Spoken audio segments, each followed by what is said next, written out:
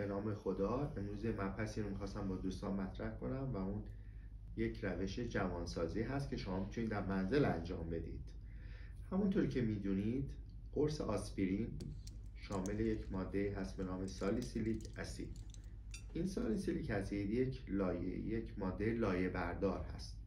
ما میتونیم با خورد کردن 2 قرص آسپرین به همراه مختصری جوش شیرین و سفیده تخم مرغ اینها رو با هم مخلوط کنیم، روی پوست صورت بذاریم به مدت 20 دقیقه و بعد از 20 دقیقه اون رو برداریم و با آب ولرم و سپس با آب سرد بشوریم و نتیجهش رو خواهید دید که تمام چین و چروک‌های ریز بعد از هر بار استعمال این ماده برداشته میشه و بهبودی رو خودتون به راحتی میتونید ببینید.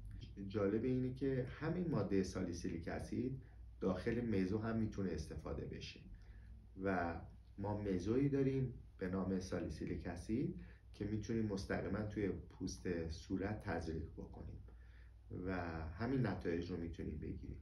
این روش خانگی خیلی مفید و موثریه. متشکرم از اینکه توجه کردید.